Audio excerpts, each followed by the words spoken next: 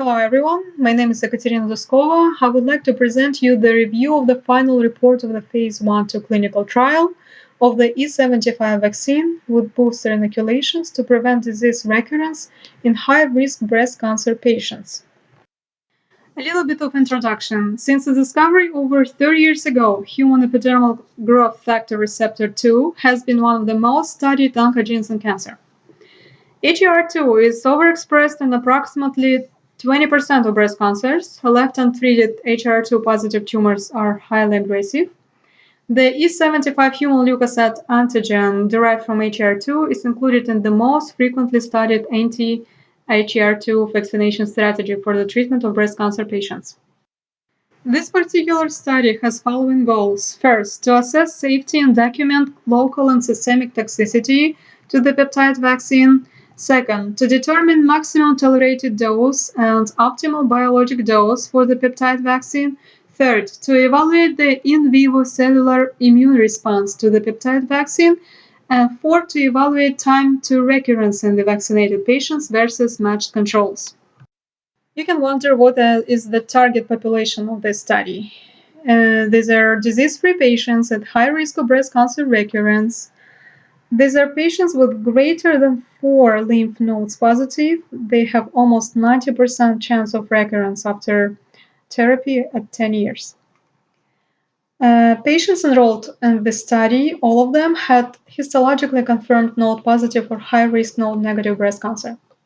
Node positive breast cancer means that cancer cells from the tumor in the breast have been found in the lymph nodes in the armpit area. And another group of high risk of breast cancer recurrence patients are estrogen receptor, progesterone receptor negative patients. Patients with estrogen progesterone receptor positive tumors have the option to undergo hormonal therapy in contrast to estrogen progesterone negative tumors patients that don't have this option. The criteria to be eligible for enrolling in the study are following. The patient should be 18 years and older. There is no restriction for gender. The human epidermal growth factor receptor HER2 expressing tumor should be present. Patients with human leukocyte antigen positive will receive the vaccine, and patients with human leukocyte antigen negative will be eligible to be included in the control group. Immunologically intact patients with a good performance status. Patients with a poor performance status are associated with increased risk for chemotherapy toxicity and poorer outcomes compared to patients with better performance status.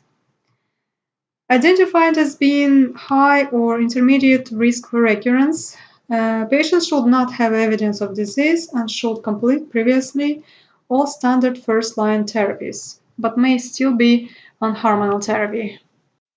The exclusion criteria are if tumor does not express human epidermal growth factor receptor HER2, if the tumor not human leukocyte antigen positive, the patient cannot be in the experimental group. If the patient is allergic, allergy describes a lack of reaction by the body's defense mechanisms to foreign substances. If the patient receiving immunosuppressive therapy or in poor health with a poor performance status, as we discussed before, pregnant women, metastatic disease or have refused standard therapies patients. So previous peptide vaccine trials enrolled patients with metastatic diseases and the results were not really promising because the tumors are immunosuppressive and they result in difficulties generating an effective immune response. And the last criteria is that patients enrolled in the other experimental protocols may enroll to this study only with the permission of the other study principal investigator. The primary and secondary outcome measures of the study are the primary endpoints are the safety and optimal dosing of the vaccine to induce an in vivo peptide-specific immune response. And the clinical endpoint is time to disease recurrence. The time frame is 30 days after each monthly vaccine, then per standard of care for breast cancer. The enrolled patients will be assigned to two groups, experimental group that receives vaccine and control observation group. The dose escalation scheme for the experimental group is for 3 patients to receive each of the doses 100, 500, and 1000 micrograms of peptide vaccine plus 250 micrograms of GM-CSF each month for 6 months until the maximum tolerated dose is determined. And about control observation group, they do not receive the vaccine but are instead enrolled to the control arm for observation. Here is the table 1, Nelipipimid S dosing regimens for breast cancer node-positive and node-negative patient groups. We can see here patient group, number of patients, and mass vaccinated. Patient group includes node-positive and node-negative, and these huge numbers are pretty easy to interpret. For example, first number 100 to 56. 100 means 100 milligram of Nelipipimid S mixed with 250 milligram of GM-CSF administered in 6 monthly inoculations. So this little letter B means that one patient assigned to the 100 to 50 to 56 group withdrew before completing the primary vaccination series. The little letter C means that one patient assigned to the optimal dose group received only a single inoculation secondary to a hepatitis S infection. So she was monitored on an intention-treat basis for the overall disease-free survival analysis, but was not included in subsequent analysis evaluating optimal dosing. Here we can see the flow of patients through the study. The phase 1-2 combined trials enrolled 195 patients in general. 6 patients withdrew before vaccination began. 1 was lost to follow-up, and 1 was excluded for failure to receive standard of care therapy, leaving a cohort of 187 accessible patients.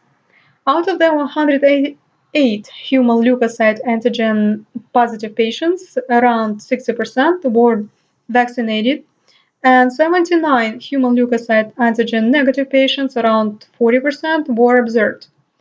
Out of 108 patients who received vaccine, 38 patients were optimally dosed with a 1000 microgram vaccine, and 70 patients suboptimally dosed with 100, 500 microgram of vaccine respectively. After late recurrences were noted in vaccinated patients, a voluntary booster program was initiated. A booster dose is an extra administration of vaccine that is intended to increase back immunity against that antigen. 53 patients, which is 49%, received booster inoculations, including 21 optimally boosted, who were prospectively boosted after initiation of the program and received their initial booster 6 months after completing their primary vaccination series.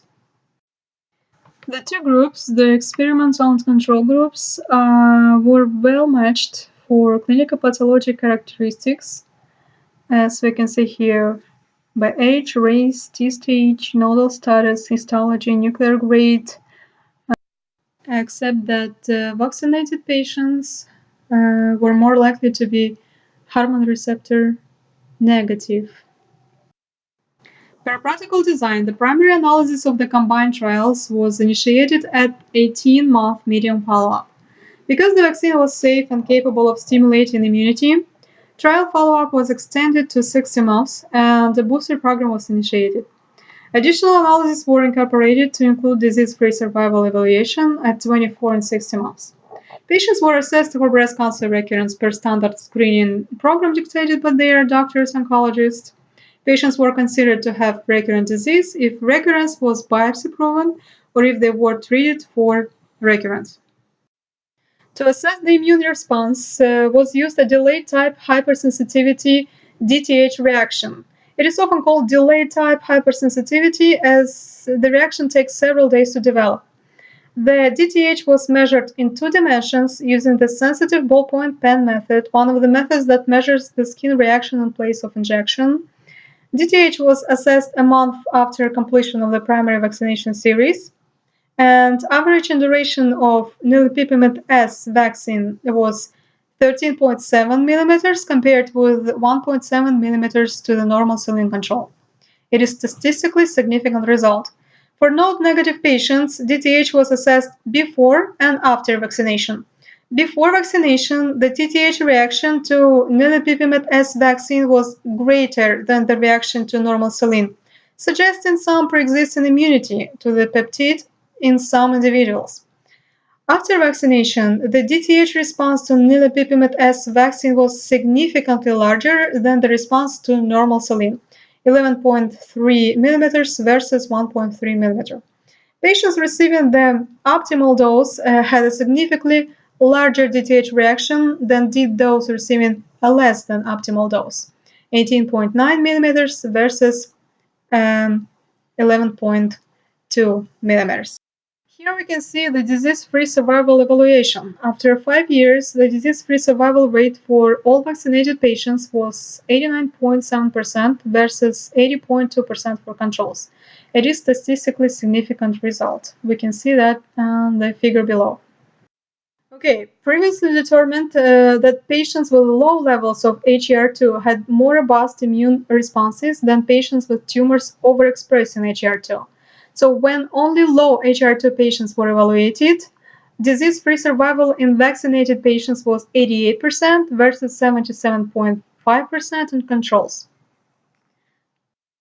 Because the trials began as dose and schedule finding trials, not all patients received the dose that was determined to be optimal.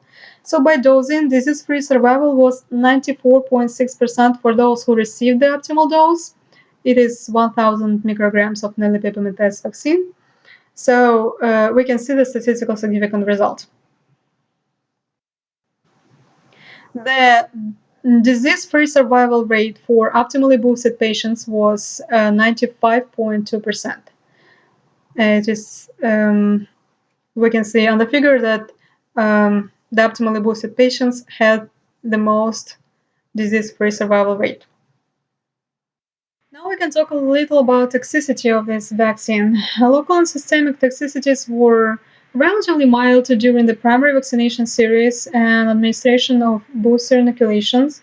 Just 4 patients receiving booster developed delayed urticarial reactions manifested 1-2 weeks after the booster. These patients were successfully treated with antihistamine treatment. Common local toxicities were injection site erythema or pruritus. Common systemic toxicities were bone pain, influenza-like symptoms, and fatigue, associated usually with the granulocyte macrophage colony-stimulating factor.